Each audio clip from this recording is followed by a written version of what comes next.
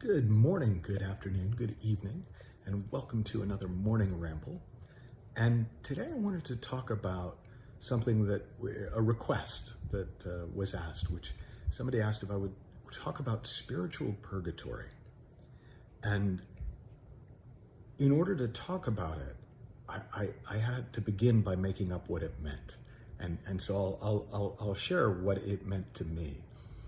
There is a period when the way that you've seen life, the way you've understood life, the way you've seen yourself, what you have thought yourself to be, starts to fade away. But nothing new has come to take its place yet. And so the way that a lot of people describe that is emptiness or absence of, or purgatory, between heaven and hell, the waiting station, and you're just waiting to see which way the train's going to come. Like, is it the train to heaven or the train to hell on track number 2? And one of the first times I really experienced that for myself, and some of you will have heard me tell this story, but when I was probably 19 or 20, I was really interested in spiritual readings, and I kept reading all these books that said that meditation was like peeling an onion.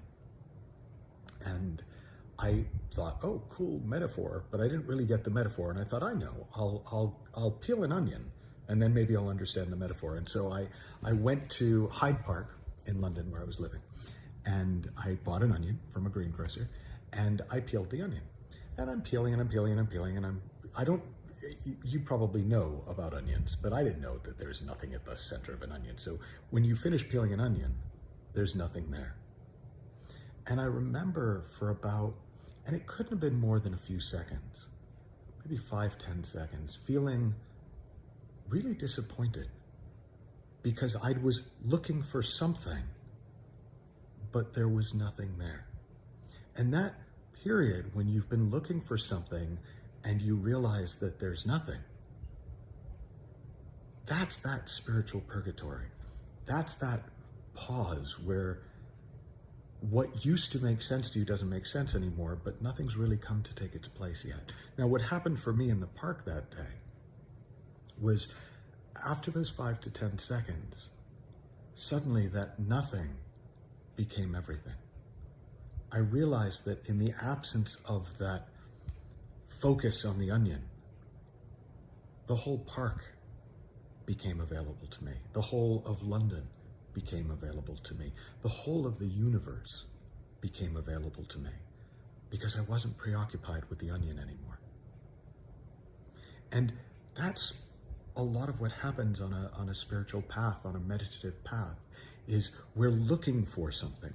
We're looking to get to the heart of things. And we get to that point where there's kind of like, oh, is that it? There's kind of nothing there. Now, at some point, we're going to wake up to the fact that nothing is everything. But in the meantime, it can feel a bit empty. It can feel a bit blank. Clients used to come to me after starting to get this, and they'd walk in and they'd always have this kind of look on their face like, and I'd go, how's it going? And they'd go, good. And I'd go, well, what's wrong? And they'd go, nothing. And it confused me for a while till I realized that when they would talk about, I don't know, it just feels like something is missing. What was missing was the stress that they'd gotten used to.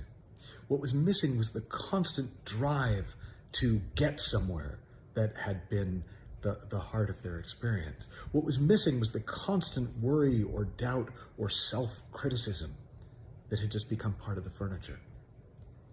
And nothing yet had come to take its place.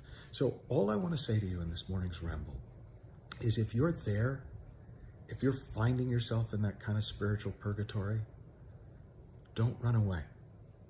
The train will come. And when the train to heaven comes, get on it. And you'll be amazed at where it takes you. Have fun, learn heaps, happy exploring. I'll talk to you soon.